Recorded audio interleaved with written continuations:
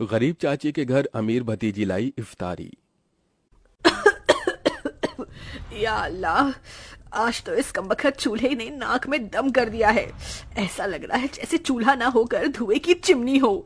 अपनी चाची को इस तरह से धुएं में परेशान देखकर जोया आकर कहती है, लाइए चाची माँ, आज हम आपको रोटियां बनाकर खिलाते हैं। अरे नहीं जोया, मैं बना लूंगी। मैं नहीं चाहती कि इस चूल्हे के धुएं से मेरी हूर सी भतीजी का चेहरा काला पड़े। इतने में जोया का चाचा अनवर सिर से पांव तक मिट्टी में सना हुआ घर लौट आता है। उसके हाथों में एक छोटी सी थैली थी जिससे चाशनी टपक रही थी। उफ, अरे थैली में से ये क्या टपक रहा है? अरे माफ करना बेगम, मैं तो भूल गया था। मैं जोया बिटिया के लिए उसके मनपसंद की रस भरी इमरती लाया हूँ। इमरती का नाम सुनते ही 24 साल की जोया किसी बच्चे की तरह उतावली जताते हुए बोली, क्या सचमुच चाचा जान, आप मेरी मनपसंद की इमरती लाए हैं? मेरे मुंह में तो पानी आने वाला था, मगर मैंने किसी तरह खुद को रोक लिया। हम सब साथ में इसे इफ्तार में खाएंगे। अरे नहीं बिटिया, मैं जरा सी ही इमरती लाया हूँ, तू खा ले। मुझे और तेरी चाची को मीठे से खास मोहब्बत नहीं है ना बेगम? जी बेशक। असल में इमरती खाने का मरियम और अनवर का भी बड़ा मन था, मगर दोनों अपना मन मार लेते हैं। बचपन की दुर्घटना में जोया के माता पिता स्वर्ग से धार गई, जिसके बाद से जोया के चाचा चाची ने उसे अपनी बेटी की तरह पाला पोसा। उसके प्यार में कोई कमी न हो, इसलिए दोनों ने खुद की अपनी औलाद भी नहीं की। अनवर की माली हालत कुछ ज्यादा खास अच्छी नहीं थी। बस उसके पुश्तों का छोड़ा गया सालों पुराना एक कमरे का कच्चा घर और खेती करने के लिए जमीन का एक छोटा सा हिस्सा, जिस पर थोड़ी बहुत खेती करके जैसे तैसे 2 वक्त की रोटी का गुजारा चल रहा था। या खुदा, कढ़ाई में जरा सी सब्जी है। खैर, नमक प्याज रोटी से ही इफ्तार कर लेंगे। सब्जी सोया को दे देती हूँ।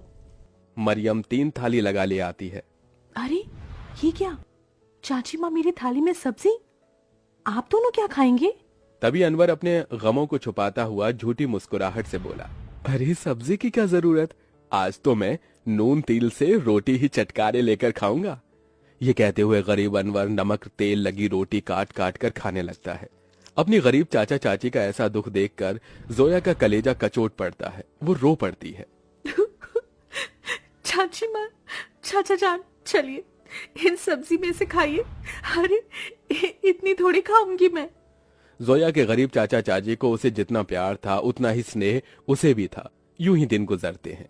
सुनो जी, हमारी जोया अब सयानी हो गई है। हमें इसके निकाह के बारे में सोचना चाहिए। जोया, भाई और भाभी की अमानत है हम पर। मरियम, मैं तो दिन रात अल्लाह से एक ही दुआ मांगता हूँ कि मेरी भतीजी को अच्छा घर मिले। अनवर जोया के लिए रिश्ता ढूंढने लगता है, जो कि अमीर खानदान में हिना के बेटे से लग जाती है। अब शादी की तैयारी शुरू हो जाती है। अनवर, अभी तक जोया के निकाह का जोड़ा नहीं सिलाया। 2 रोज बाद उसकी रुखसती है। जानता हूँ बेगम, मगर जितना कर्ज लिया था वो खर्चा हो गया। मैंने तुमसे एक बात भी छिपाई है, मैंने अपनी जमीन बेच दी। क्या जमीन बेच दी? उसी से तो फकत अभी तक हमारी रोजी रोटी चल रही थी। अब क्या करेंगे आगे? अल्लाह मियाँ बैठा है ना रोटी देने वाला। मरियम, कुछ तो कर लूंगा, लेकिन जोया हमारी इकलौती भतीजी है। उसका निकाह अच्छे से घर में हो जाए ताकि मन में कोई मलाल ना हो। जोया के गरीब चाचा चाची उसकी शादी के लिए अपनी खेती बाड़ी बेचकर उसकी विदाई करते हैं। चाचा चाची माँ, जा मेरी बच्ची, अल्लाह तुझे दोनों जहां की खुशियों और नेमतों से नवाजे।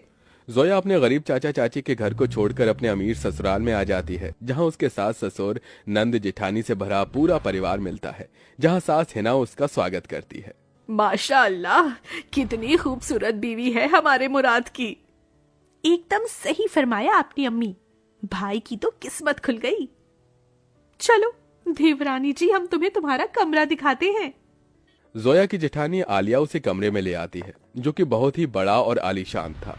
वल्ला, इस कमरे से भी छोटा तो हमारे चाचा चाची माँ का घर था। यहाँ तो हर शान और शौकत है। अगले दिन जोया नहा धोकर पहली रसोई करने आती है। अस्सलाम वालेकुम अबू जान। खुश रहो बहू बेगम। अम्मी जान, खाने में क्या बनाना है? अरे बहू, तुम क्यों खाना बनाओगी? उसके लिए नौकर चाकर है ना। मगर हम सभी तुम्हारे हाथों का शाही टुकड़ा खाना चाहेंगे। जी अच्छा। जोया जैसे ससुराल के ऐशो आराम भरे किचन में कदम रखती है तो नम आंखों से निहारती रह जाती है। उसकी आंखों के आगे अपनी चाची का धुएं में चूल्हा फूकना याद आ जाता है। या खुदा, हमारा ससुराल कितना रईस है। ऐसा लग रहा है जैसे हम किसी जन्नत में आ गए हैं। मगर हमारी गरीब चाची माँ आज भी गीली लकड़ियों से चूल्हा जलाती होंगी। आंखों ही आंखों में जोया का उसके ससुराल में 1 साल गुजर जाता है और रमजान का महीना शुरू हो जाता है, जहां वो अपने अमीर ससुराल वालों के साथ दावतों भरी दस्तरखान पर बहुत कुछ खाती है, तो वहीं उसके गरीब चाचा चाची के हालत गरीब बदहाली में कट रहे थे।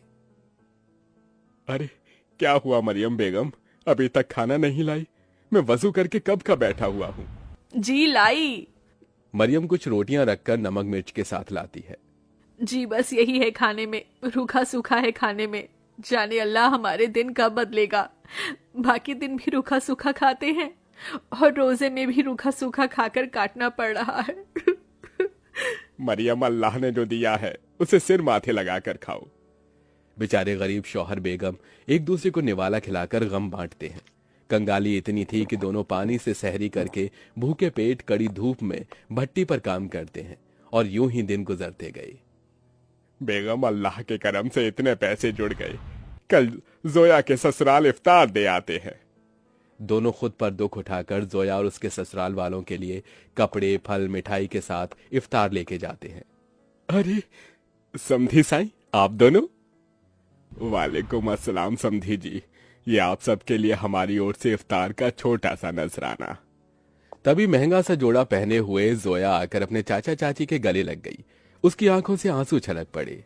चाची माँ, चाचा जी, कैसे हैं आप? गरीबी और गमों भरे हालातों को छुपाते हुए दोनों झूठ बोलते हैं। हम अच्छे से हैं। अरे बच्ची, तू खुश तो है? जी चाचा, मैं बहुत खुश हूँ। यहाँ सभी हमारे साथ बहुत ही अच्छे से प्यार मोहब्बत से रहते हैं। अल्लाह का शुक्र है जो तुझे इतना मोहब्बत भरा ससुराल मिला है। अच्छा, अब इजाजत दीजिए। अरे भाईजान, अभी तो आए हैं, अभी ही जा रहे हैं। थोड़ी देर में इफ्तार का समय हो जाएगा। इफ्तार की दावत खाकर जाइएगा। नहीं आपा, हमारे यहाँ बेटी के ससुराल का पानी भी नहीं पीते। हम चलते हैं, अल्लाह हाफिज। उनके जाने के बाद जोया की नंद ने कहा, अम्मी, आपने गौर फरमाया भाभी जान के चाचा चाची काफी कमजोर से लग रहे थे और कुछ परेशान भी थे। नाजिमा, लाजमी है कि वो कुछ परेशानी में है। बहू, तेरे चाचा चाची बहुत ही खुददार हैं। ऐसे तो वो हमारी मदद लेंगे नहीं। एक काम कर, तू भी उनके लिए इफ्तारी लेके जा, इन्हें अच्छा लगेगा। जोया के ससुराल वाले बहुत ही खुशियों के साथ उसके गरीब चाचा चाची के लिए इफ्तार की तैयारी में टोकरे भर फल, मिठाइयाँ, बहुत सी चीजें करते हैं। 2 दिन बाद जोया अपने गरीब चाचा चाची के घर पहुंचती है। किस्मत तो देखो, उस इफ्तारी की शाम उनके घर में रोटी के लिए भी जखना लगा हुआ था। तभी कुछ लोग अलमारी, कुर्सी, फ्रिज, पलंग इत्यादि अंदर लाते हैं। ये सब किसका सामान उतरकर हमारे घर आ रहा है? जोया, तू मेरी बच्ची? अस्सलाम वालेकुम चाची माँ, क्या बात है? इफ्तार का समय हो गया और आप दोनों ऐसे बैठे हैं? हम इफ्तार करने ही जा रहे थे।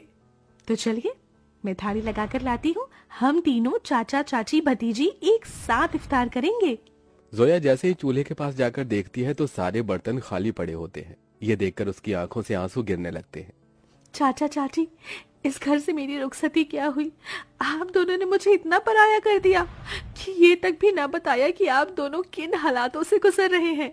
मेरी बच्ची, इस घर में क्या तूने कम गमजादगी उठाई थी?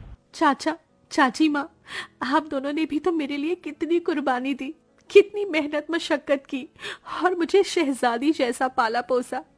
अब मेरी बारी है।